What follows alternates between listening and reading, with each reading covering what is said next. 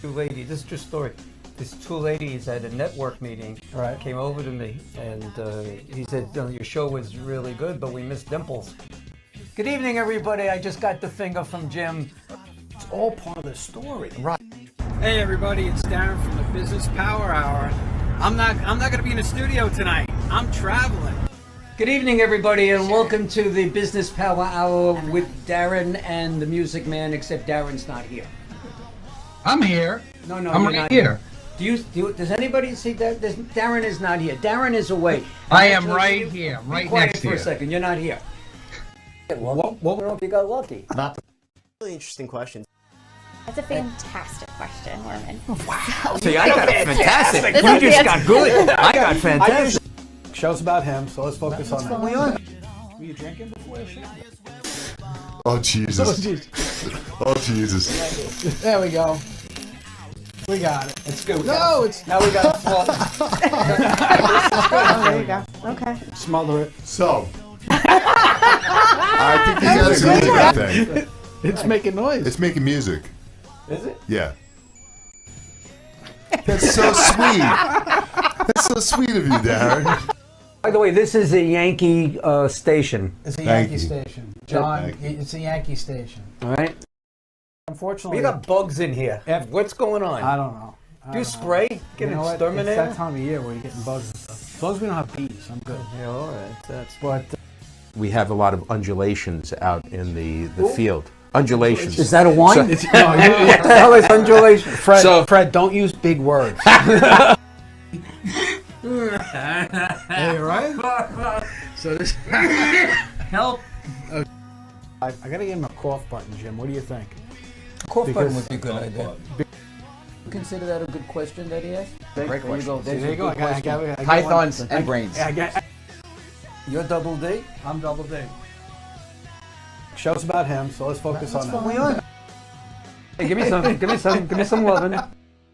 How are you, Music Man? Hello, Darren. How are you? I'm fantastic.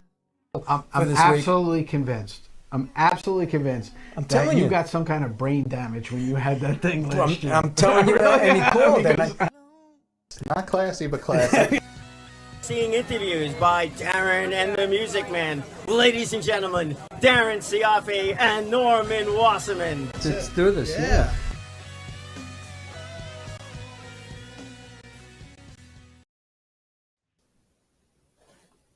Good evening, everybody, and welcome to the Business Power Hour with Darren and the Music Man. And I got to move this thing over here. Darren, can you take that private chat thing so I can see you? You have to hit the down arrow there, Norm. See where it says private chat and there's a little arrow that points down? I don't see it.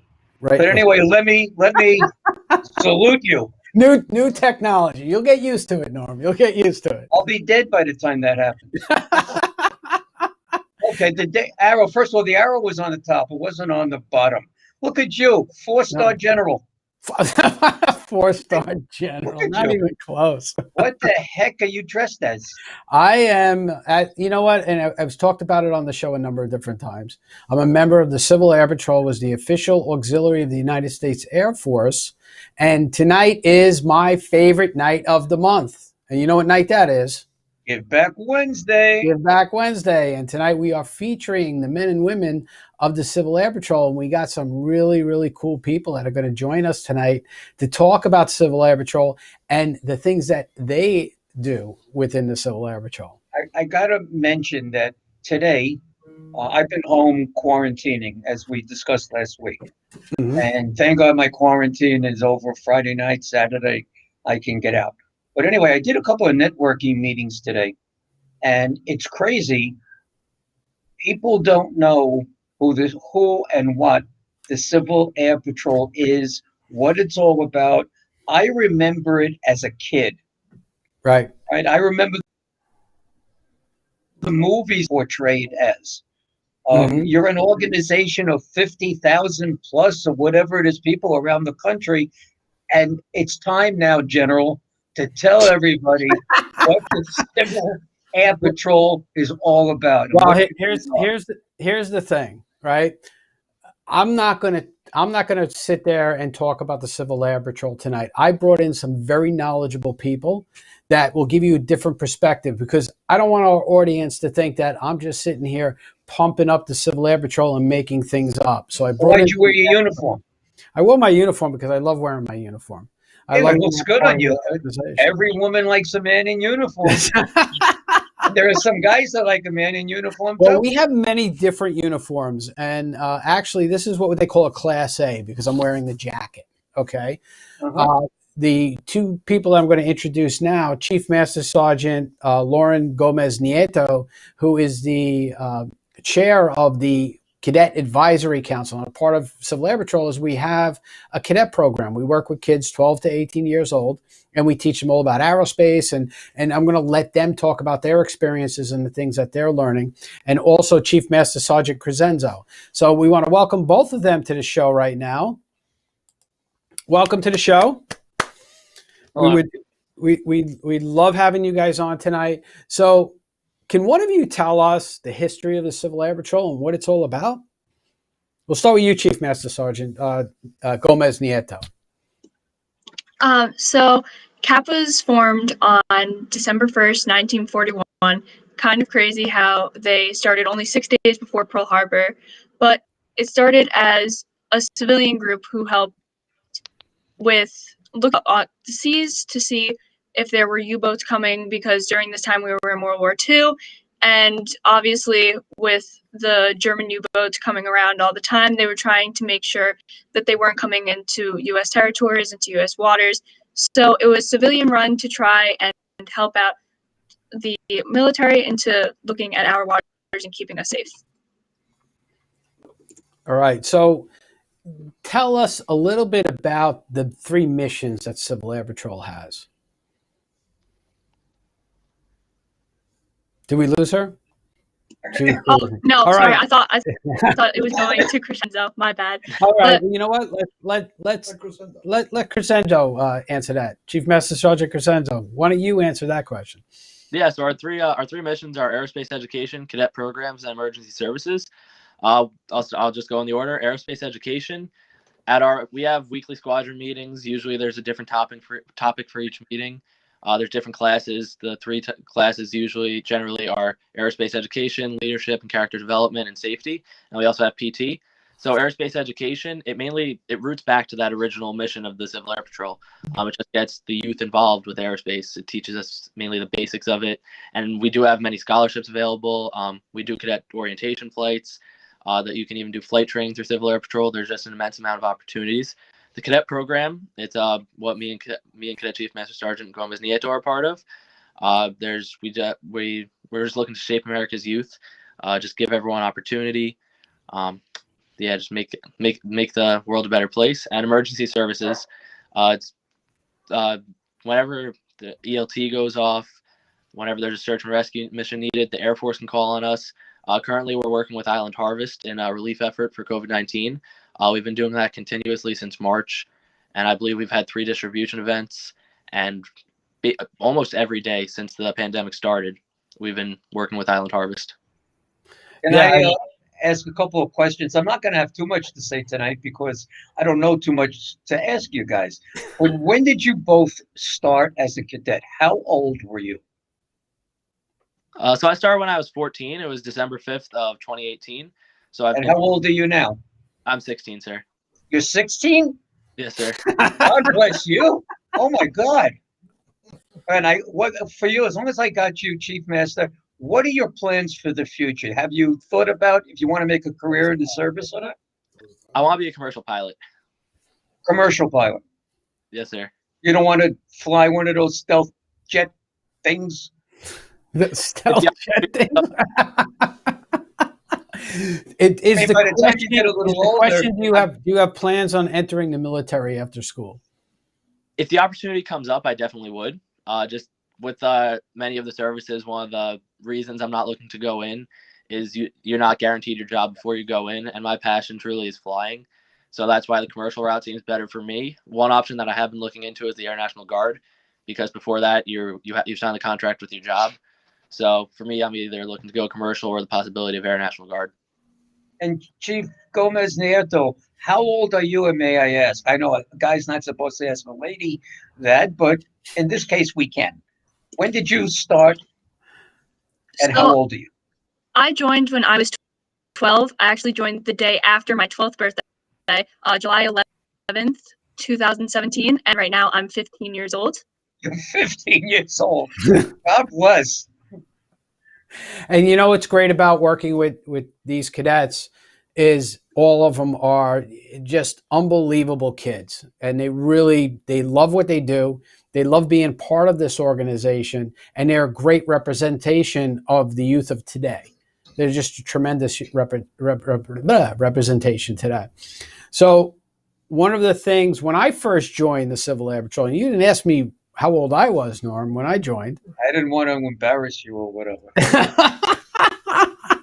I was actually 40 years old when I joined the Civil Air Patrol. You were an old man. I'm an old man. I am an old man. I said you were. You know, I got my pilot's license, and it was like, okay, now what? I was just about 40. I was almost ready to turn 40. And somebody told me about the Civil. I had no idea. I had no idea what Civil Air Patrol was all about. I understood that it was the auxiliary of the Air Force, and they did emergency services. And the emergency services that they do, we do inland search and rescue. Some of the examples. I got pictures all over the place here. Actually, it's on our promo reel also when you weren't in the studio that night. Right. I was down. I went down to Dorian, and I was part of a UAS team that attached to FEMA. But this actually is a picture from Arkansas Wing, or the state of Arkansas, where Civil Air Patrol was actually assisting with a missing hiker.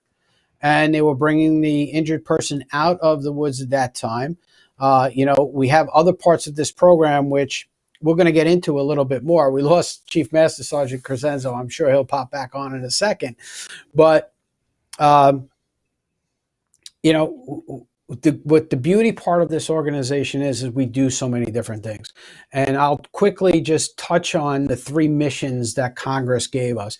Back in 1947, and correct me if I'm wrong, Chief Master Sergeant Gomez Nieto, Congress incorporated us and made us the official auxiliary to the United States Air Force. Okay. Yeah. All right. And they gave us 3 missions. They told us we're going to do inland search and rescue, emergency services. We're going to do aerospace education, which Chief Master Sergeant Crescenzo was talking about, and he's now back.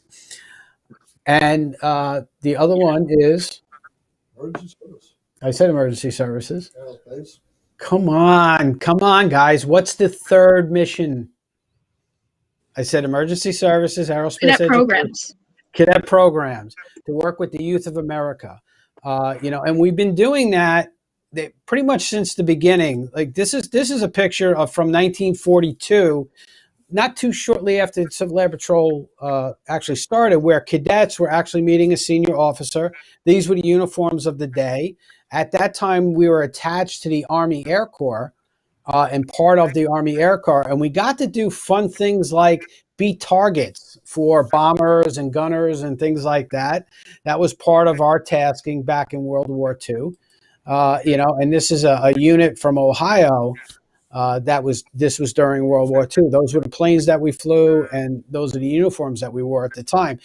We've always been working with either the Army Air Corps or the Air Force. Well, let me mention something. I was born in 1948. Mm-hmm. If the 2 chiefs can imagine somebody being born in 1948. But I was born there. I guess I started school about 53 or 54. I was in kindergarten. And needless to say, then 1st grade. The Civil Air Patrol used to come into the schools and show the kids how to wooden desks we had. We used to learn to hide underneath your desk if, God forbid, we were being attacked. And the Civil Air Patrol gave us instructions and what to do. And it really was. People would walk around the streets of New York, or I grew up in the Bronx, in the streets of the Bronx, and you would watch them. They're looking at the skies. They're checking everything out. Very, very interesting. I have to ask the 2 chief masters. Do Well, your parents call you? before we do that, I want to introduce another senior member in, so you can get a perspective from not just me, as you know, we call the adults of the organization senior members, but somebody who's been in the program for a long time, is actually retired Air Force, used to be in the Air Force, and then joined Civil Air Patrol after he got out. So I would like to introduce Lieutenant Colonel Michael Kerb, who is the Deputy Commander of NY 207, which is a squadron right here on Long Island. So welcome. Hey, thank you for having me. Thank you for being here. So he's actually my Deputy Commander, because I am currently the commander of NY 207. So I'm pretty excited about that. He's your boss? Darren's my boss. Oh, Darren's the boy. Oh, God, he's the 6-star general. 6-star general. You got to keep adding stars. Do the chief masters, do your parents call you chief master, or do they salute you at all, or stuff like that? When they want you to take out the garbage, do they say, please, chief master, take out the garbage? I actually have to salute my father, because he's a second lieutenant. He's a senior member. There you go. All right. So it becomes a family affair most times. And the reason being is because commanders like myself, when I was a commander of a cadet squadron way back when, about 12 years ago, one of the things that I would do when a new cadet joined was I would make friends with the parents, because the parents would drop them off and watch. And before you know it, I had a whole bunch of parents that were now members, because they would help out and they can participate and they could do things with their kids and some of these really cool things, and get to wear cool uniforms too. Darren, is this the same group that Lisa Rodino was involved with? Yes, Lisa Rodino is a member of the Civil Air Patrol. She's a member of Squadron 288. Okay. So she actually reposted when I put out the ad for this week. She reposted it and gave it a big thumbs up. Great. So yeah. So it's all good. But cadets, I want to talk about the opportunities that you guys have. And you guys, one of the things that I love doing, as everybody knows, I'm a pilot. I talk about it all the time. But one of the things I love doing is doing what we call cadet orientation flights, right? And have both of you been on cadet orientation flights? Yes, sir. All right. Have either of you ever flown with me? I don't believe so. No. No, your loss. No, but ouch! I didn't know. I saw that. Cadet orientation flights, if we could, Lieutenant Gomez Nieto, tell us about your experience with your first cadet orientation flight. So my cadet orientation flight, it was probably one of the greatest experiences of my life. It was the first time that I ever got to sit in the front seat of a plane. My brother is also a part of Civil Air Patrol, so he would have private lessons and take me and my sister up, and I always loved looking at the view. And I got behind the wheel of the plane. I had my feet on the pedals, and I was told, "Oh, you use your feet," and I was so confused. And then when I was holding on to the wheel, I was gripping it for dear life, and I was told, "No, you can just use 2 fingers to turn." But I was gripping it as if I'm driving a car, and I'm 12 years old. My brother's sitting behind me, and we both have the same shot from both of our first flights, and it's us turning around, smiling to the back seat, and it was probably just one of the most memorable moments of my life. What do you mean there are pedals? There are pedals on the plane? Yeah, pedals for your feet, and that's actually how you would taxi on the runway. You don't use the steering wheel at all. The first time that I had a private lesson, they told me to sit on my hands, so that way I wasn't tempted to touch the wheel while I was taxiing. I like that. I like that one. So, okay, so cadet, what are those pedals called? I'm going to quiz you. Like, what do you mean? What are the pedals called? What are they called? Yep. What pedals? Aren't they the rudders? Yep, the rudder pedals. Yeah. Okay, so that controls the rudder. So it does control the front wheel. So when you are taxiing, you're pushing left and right in order to steer the aircraft on the ground. What else can you do with the rudder pedals when you're on the ground? The tops of them could use as brakes, sir. Either one of these. Which No, he just said, Chris Angelo just said it. Say it again. The tops of them are used as brakes, sir. Right. Your brakes also. So that's good. So Chief Master Sergeant Crescenzo, tell us about your first flight. It was amazing. It was the first time that I was in a small plane. It was just me, because sometimes there usually is, it's a person in the back and sometimes two people in the back. But with mine, it ended up being scheduled. That was just me. And it was, I got to fly the plane. We went out to the South training area. We went out there for about 15 minutes, 30 to 45 minutes, and it was just great. Are you reading the manual? That's or the Bible? That's what we call a checklist, Norm. We do everything by okay. checklist, right? So we always double check things. We don't do it by memory. We do it by checklist. You know, if everybody saw the movie where Sully landed the aircraft on the Hudson River, the first thing they did when they ran into a problem was pull the checklist, right? So, you know, we understand why the kids join, because they get these opportunities to fly in an aircraft. We even have a glider program. And the glider program, unfortunately, we don't have gliders in every state or every wing, as we call them. But the kids can actually get either their pilot's license for a regular plane, or they can get their pilot's license for the glider.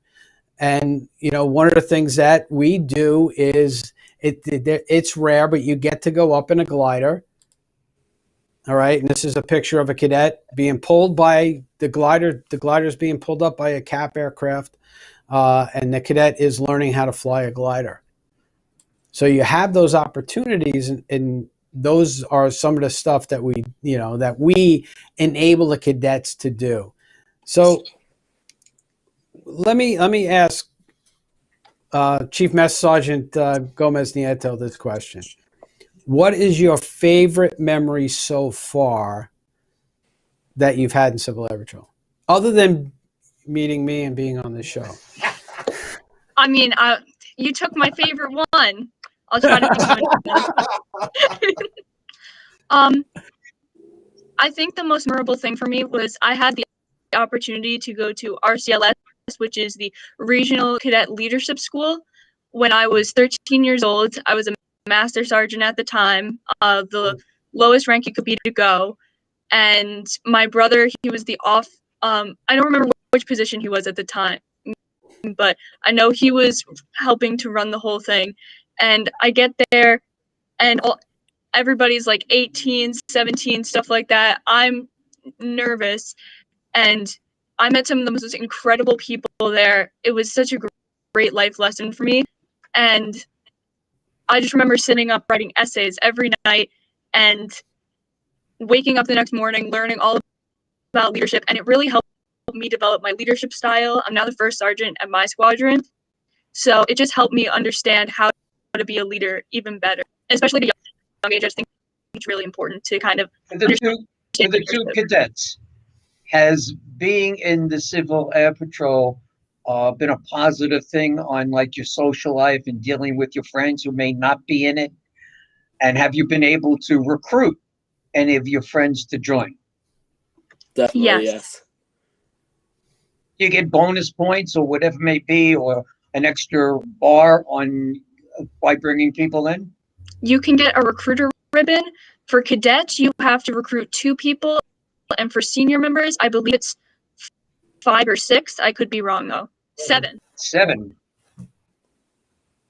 7 people for the senior members. They don't want to give out those ribbons to you guys.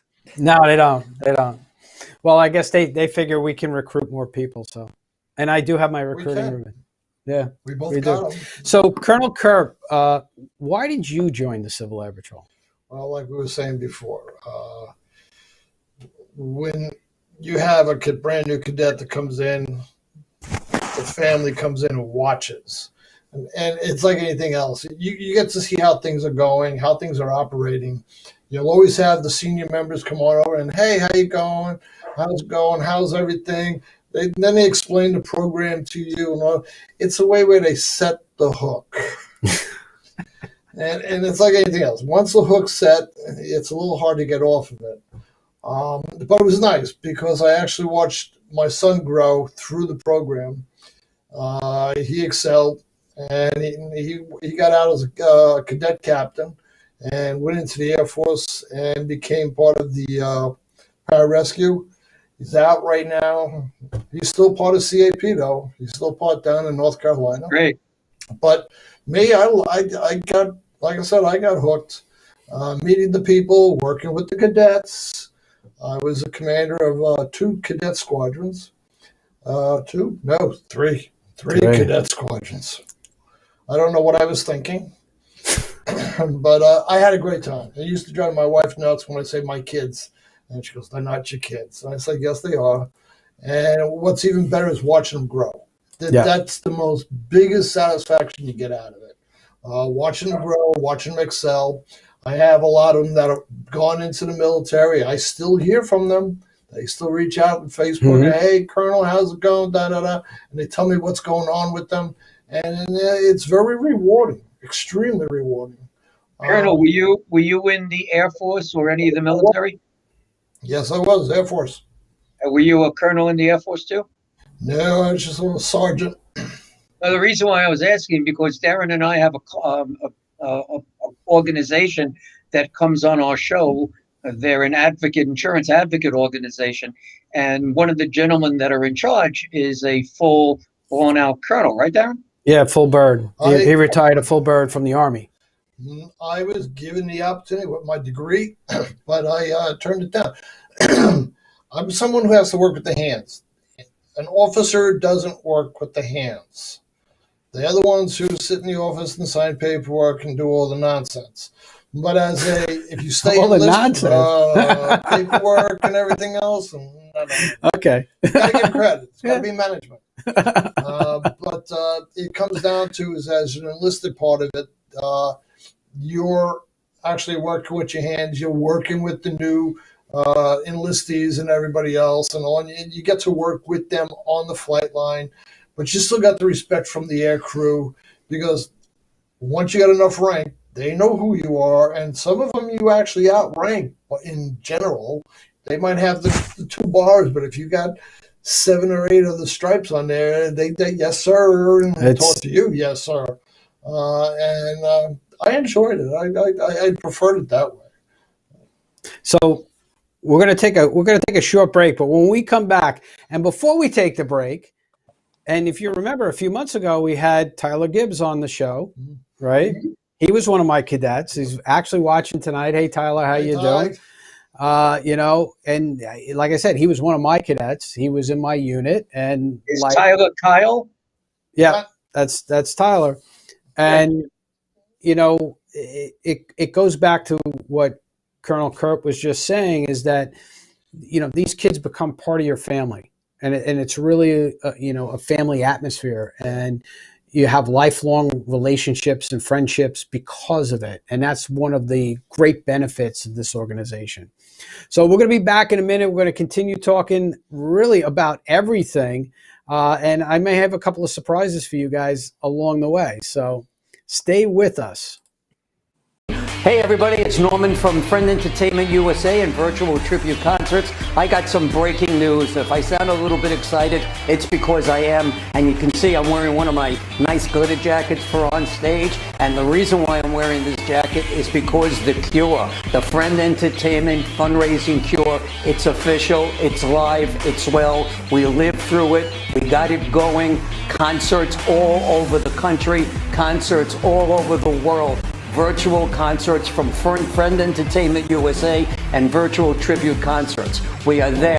One of the greatest groups to ever come out of the Motown family. And ladies and gentlemen, it's Dr. K's Motown Review.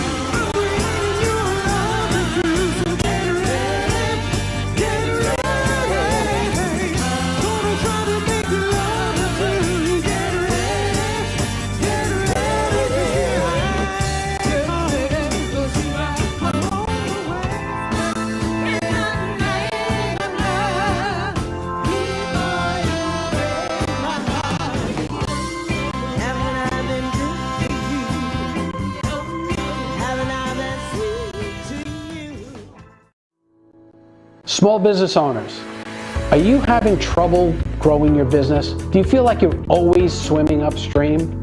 Do you feel that daily tension that I can't get ahead and I don't know why? Hi everybody, my name is Darren Sayafi and I'm a business therapist. What's a business therapist? Well, some people call us coaches, some people call us advisors, other people even call us strategists. We take a vested interest in you and your personal development as a person and as a business owner to give you the tools and structure that you need to take it to that next level. So don't wait. Give me a call today for your free consultation and let me show you how you can help yourself.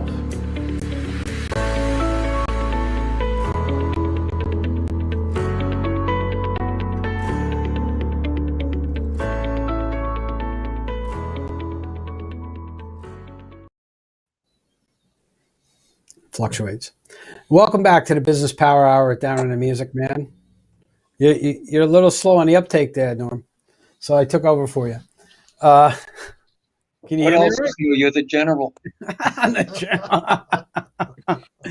So welcome back. We're talking tonight about the Civil Air Patrol. It's the official auxiliary of the United States Air Force. And as you can see, I am a member of the Civil Air Patrol. This is not a costume. This is my actual uniform. Okay.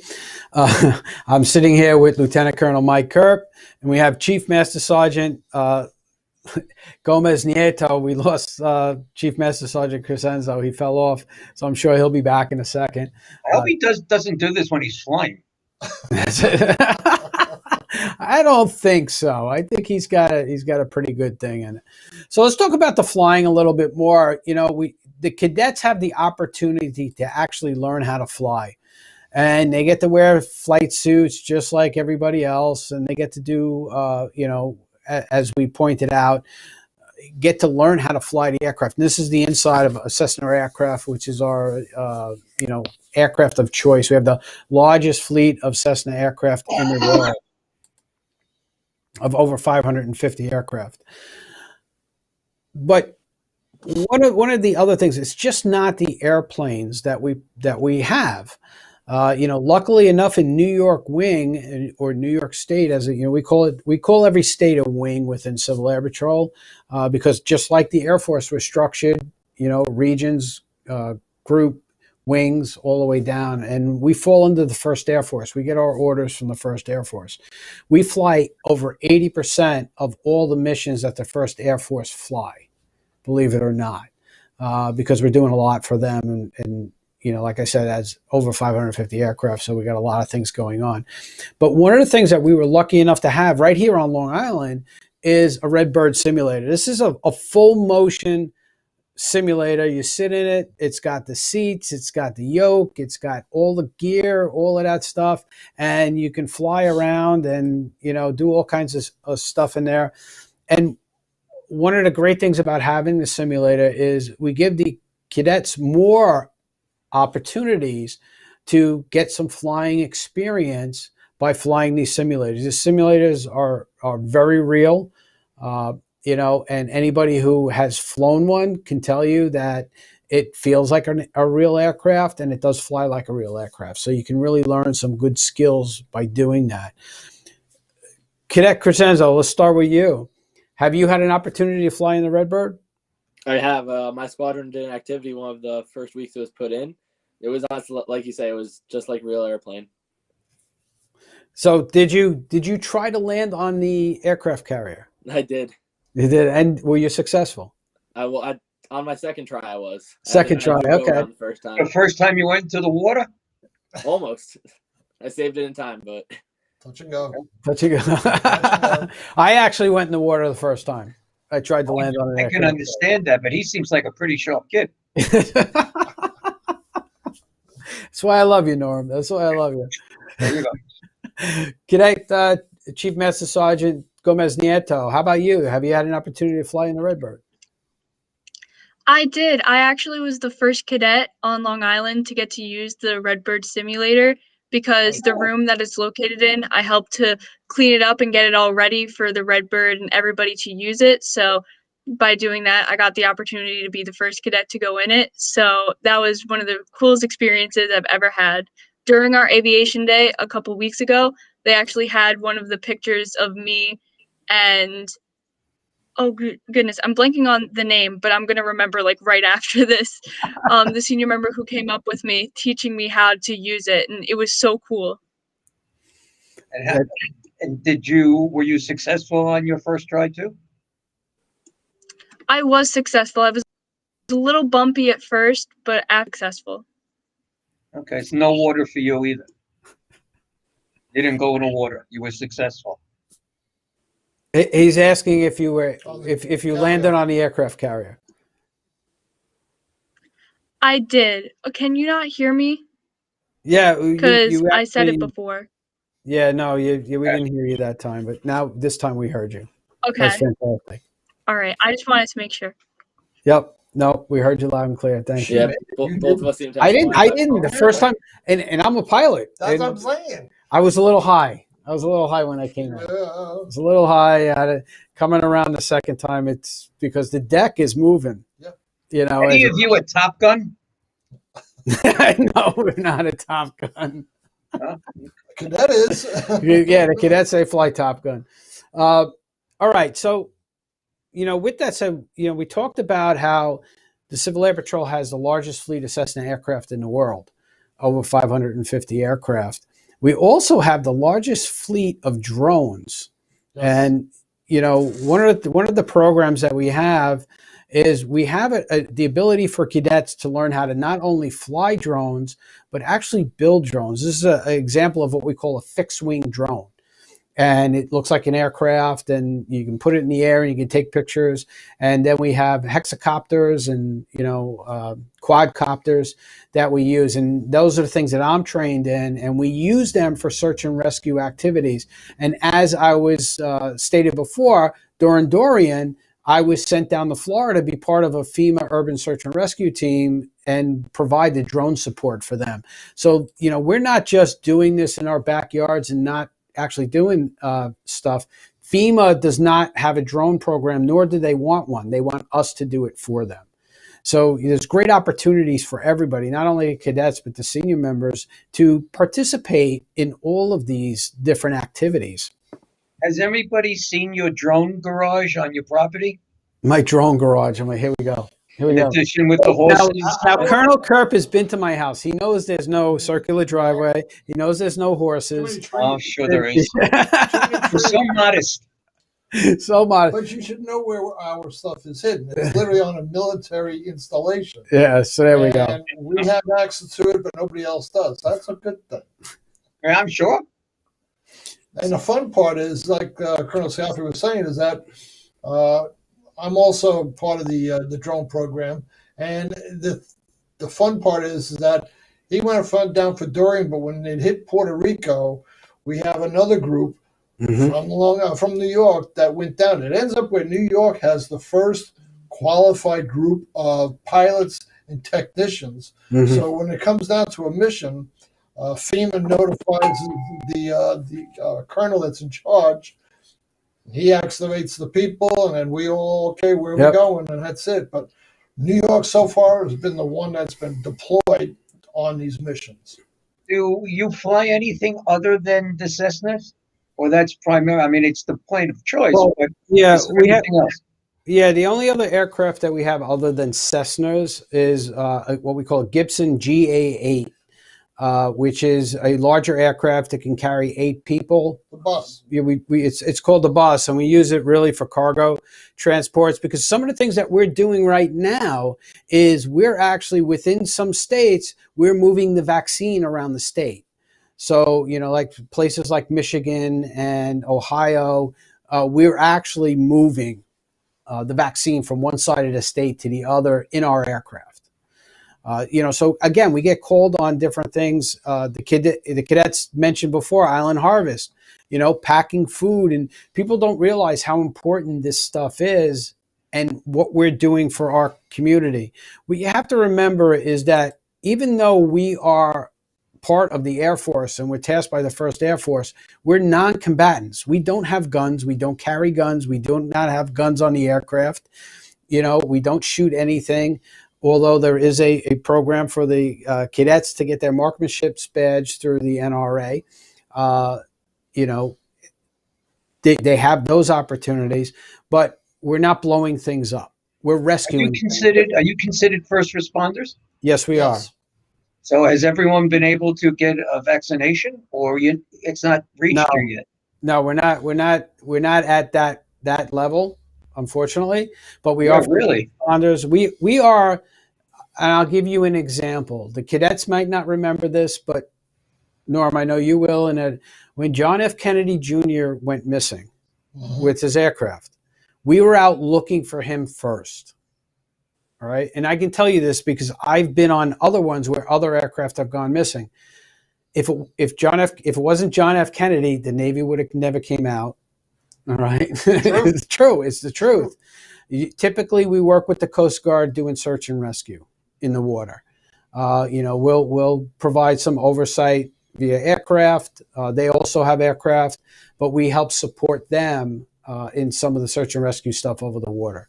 But we're called out first. The Air Force Rescue Coordination Center down in Florida they'll get a call saying there's a missing aircraft, and then they'll call us to go now and search for it. Yeah, I know that you were mentioning Island Harvest, but I know that you do work for also American Cancer Society, and I guess a couple of other charities, if you want to speak to that. Yeah, and cadets, have either of you gone to the cancer walk? I was looking to do it this year, but then it ended up not happening. Well, it did happen, but they cut us down to a very small staff. Yeah. We do. We work with American Cancer Society. We help with security and actually helping people on the boardwalk down at Jones Beach. Crowd control, stuff like that. We help out with. We're very community based, and we do as much as we can for the community that we can do. It's just not all about search and rescue. It's just not all about the cadets learning different things. But it's really a great way to give back. Something that's really cool. I don't know if the cadets have done this, but the Blue Angels. I know when they have the air show. Look at the smile on her face. She likes the Blue Angels, and that's really cool. Well, that's great. Have either of you participated in the air shows? I went before I was a cadet. Okay. My squadron, since we're from Nassau County, we're the ones who go to the air show. So I actually have gone since before I was in Civil Air Patrol. I would go sit with my brother and my father. So I've been going for probably about 4 or 5 years. Great. It's funny how she says 4 or 5 years she's been going. We forget how young she is, right? My squadron, NY207, we're based at Farmingdale Airport. We provide flight line security for the Blue Angels when they come in. So we get up close and personal and literally up close and personal with the Blue Angels. Nice people. Great people. And the same when the Thunderbirds come in. Every year it's different. One year it's the Thunderbirds, which is the Air Force demonstration team, and the Blue Angels. The Air Force demonstration team actually houses themselves at MacArthur Airport, and we do assist with the local units up here for that also. The Blue Angels, their planes, are they one-seaters, two-seaters? For the majority of the Blue Angel planes are one-seaters. They have one two-seater plane that they use for press and VIP flights, where they bring press up and stuff like that and get them sick and, so the back. I guess you could get plenty sick on one of those. Yeah, and the same thing with the Thunderbirds. They have all single seaters except for one plane that they use for VIP stuff. So, yeah, it's these are the types of opportunities. You know what? I wish I would have thought about it because I actually have video of me like 10 feet from the Blue Angels taxiing at Farmingdale. Yeah, so it actually pretty cool. It was definitely pretty cool. With that. So we get to do all of these different things, but from a cadet perspective, they get to learn a lot of things other than how to salute, how to stand straight, how to say yes, sir, and no, sir. This particular picture, they're learning how to fold the flag. but they get to do things with color guards, and anybody who doesn't know what a color guard is, a color guard is when the flags, all right, the United States flags are presented for the national anthem and things like that. And I actually have a picture in here. Where is it? There it is. This is actually a color guard from New York Wing, which is our wing, at a New York Jets game before, for the national anthem. They were presenting the colors. Nice. So you get to do great stuff like that, as well as, and we talk about the charities, and how I talk about the REITs across America every year, Norm? Right. And how what a great experience that is. That's a fantastic experience, and this is a shot of some cadets, laying wreaths for REITs across America. They get the opportunity to remember those who fought and died for us. Who finances the CAP? Is it just the government, or do you do any fundraising, or how do you? Well, can you get charities? Can people make a donation to you? Well, here's how it works. The First Air Force buys our aircraft, our vans, our radios, all of that fun stuff. Our local and they fund the national, and they take care of the maintenance and all of that. Our local units are basically on their own. So, meeting places, any activities they want to do that cost money or anything like that, we have to do fundraisers for them. So we're always looking to raise money. Wreaths Across America is one way for us to raise money. For every wreath we sell, a portion of that comes back to our unit. So we utilize that money to do additional training. We utilize that money to buy uniforms for the cadets that can't afford to buy uniforms. We pay for cadets to go to encampment that can't afford to go to encampment. Encampment is a great way for a lot of these cadets to learn a lot of different things. And you know what? I'm going to turn it over to you, Cadet Chief Master Sergeant Gomez Nieto. Tell us about what encampment's about. You told us about the leadership school, the Cadet Leadership School. Tell us about basic encampment for all cadets and what you learn. Basic encampment is one place that you get to go and kind of experience leadership, but basic, learn more how to be proficient in your drill, professionalism, and you go to some classes to just really get to know what's going to be happening throughout your career in the Civil Air Patrol. And it also opens up many opportunities for you because you can go to these things called National Cadet Special Activities. One example of those was RCLS, but we also have Powered Flight Academy, Glide Air Academy, and many other things. Even we have Blue Berets in Oshkosh, which I believe is the third largest air show in the world that cadets can go to. But you have to go to an encampment before going to that. So encampment opens up a lot of opportunities for you as a cadet.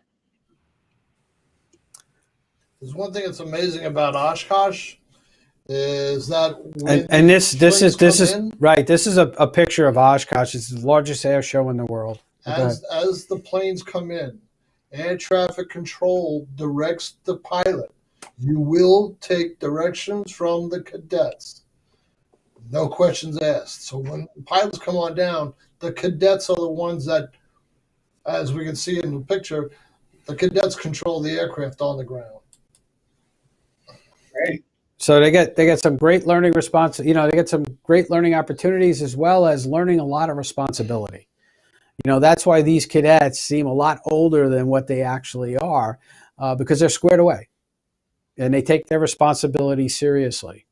You asked them to come on, I asked them to come on a show and I said, wear the uniform that you're most comfortable in and presenting yourself. This is the uniform they chose. They could have picked any of these uniforms. They could have picked the ABUs. They could have picked, and as you see with Lieutenant Colonel Kerp, he's wearing the polo shirt. That's an acceptable uniform for some of our members. I'm wearing Class A's, but look how they're presenting themselves today. They're wearing their ties. They're wearing their shirts are buttoned up. They're squared away, and you can see how clean their uniforms look. Darren, you don't know about this yet. Okay. I was going to mention it at the end of the evening, but this week we had an agreement that on May 1st, I am doing a concert for the American Legion. Awesome. Congratulations. Thanks. And we're going to be doing it in Long Island, in West Babylon. And it may be a good idea to present the colors at this particular show. And maybe you can put together a group to present the colors, and we can give them some highlight. And then I have ways for you guys to make some money on top of that, but we'll discuss that another way, and that'll raise. We can raise money. We're not making money. We're raising money. Raising money. Okay, well, raise me. We used to have that's something I can put out there to you. So, it goes back to, again, the relationships and the friendships that you make in this organization. It's like any other organization. The more that you do, the more you put into it, the more you get out of it. And that's really what it's all about. Lieutenant Colonel Kerp and I have been together now. We met 15 years ago, right? When I first joined. We met. He was in a different squadron than I was. And that's a great opportunity. Let me ask you this, cadets. How many people do you know from different states because of Civil Air Patrol? A lot, especially from encampment. Encampment is what gave the opportunity, especially a lot from the Northeast region. There's some I know from Florida, and then some down in the Mid-Eastern region. So, they have opportunities to meet people from other parts of the country.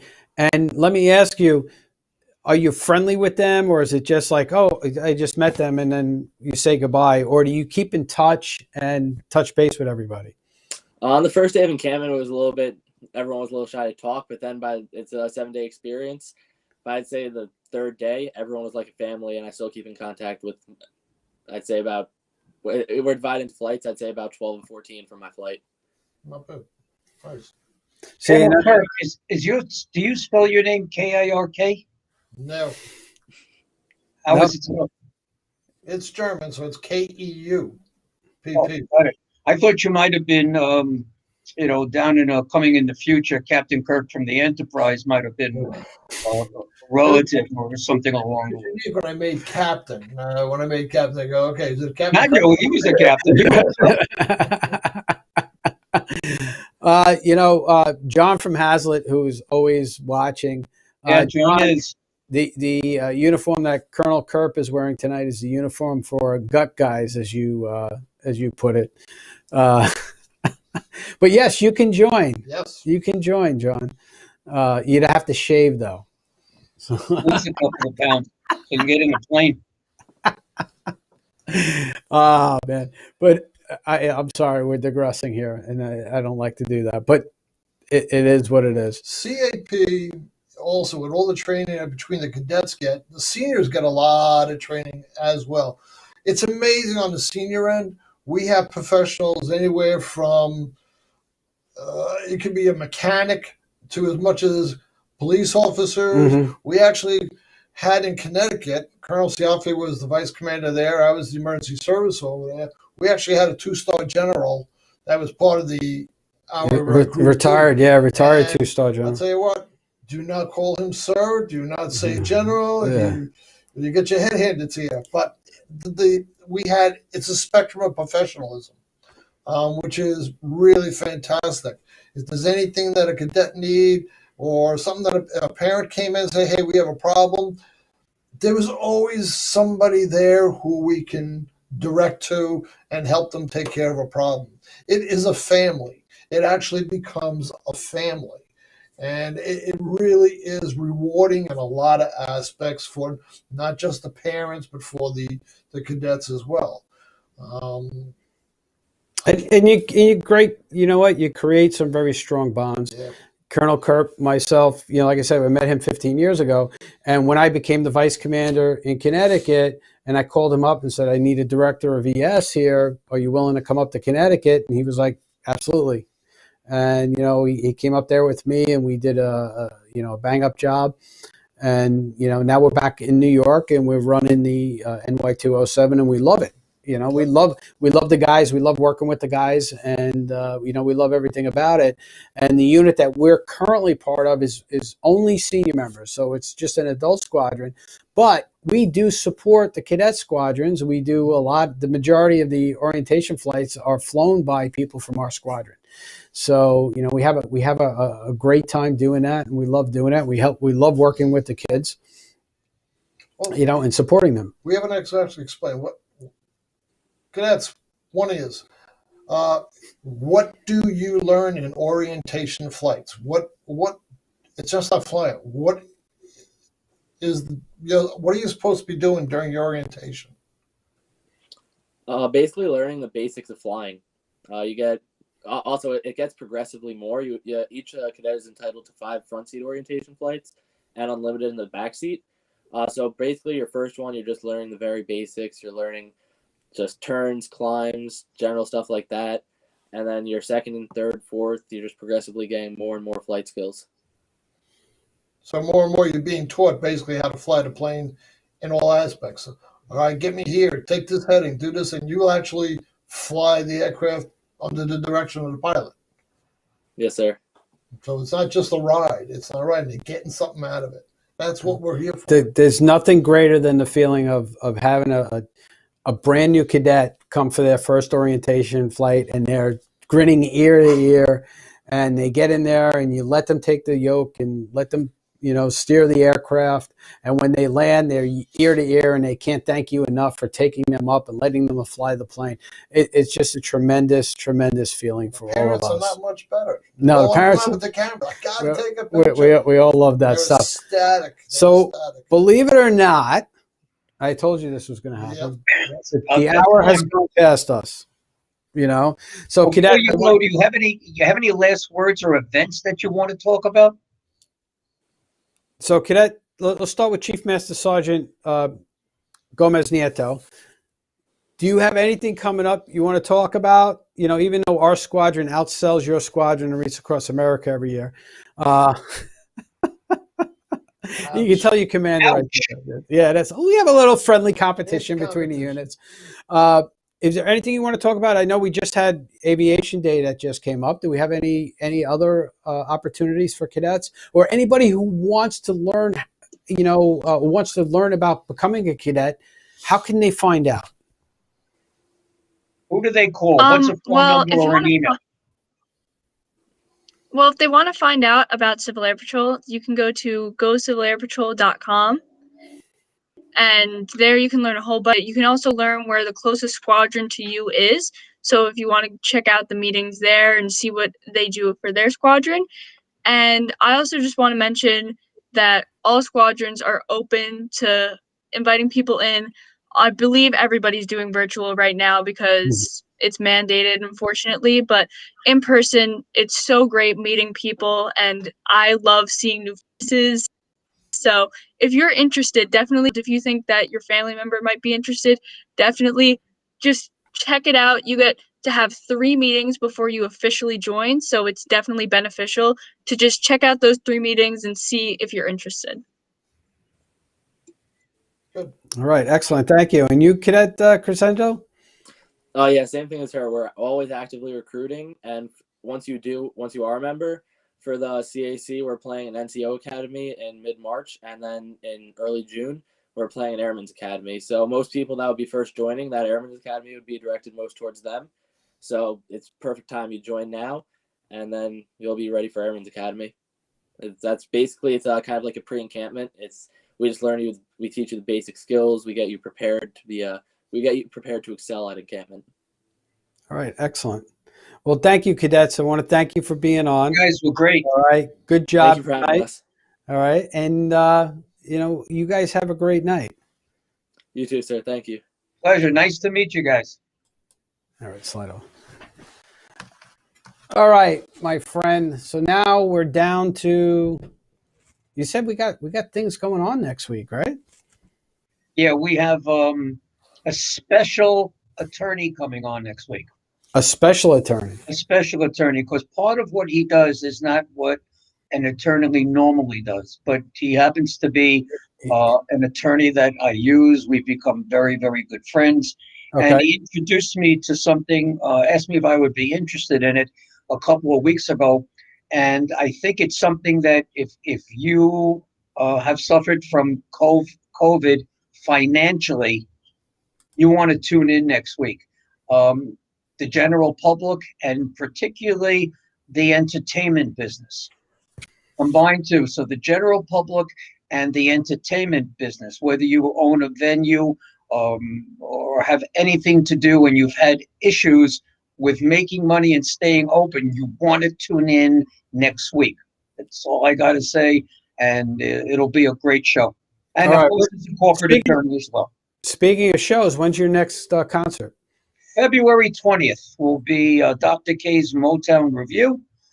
And as I mentioned, we did sign this week the American Legion, and the Marshall Tucker Band will be performing. Tribute to the Marshall Tucker Band, great band from Long Island, and they're going to be the stars of the show. And I thought that presentation of the colors might be a really good idea. Yeah, it'd be a great idea. So we're going to work on getting that done. So I want to thank everybody for watching tonight. Everybody be safe. Don't do anything stupid. COVID is still out there and it's terrible. So be safe. Have a good week. And we'll see you next week right here at 7 p.m. on the Business Power Hour with Darren and the Music Man. Be safe, everybody. Good night, everybody. Have a great weekend.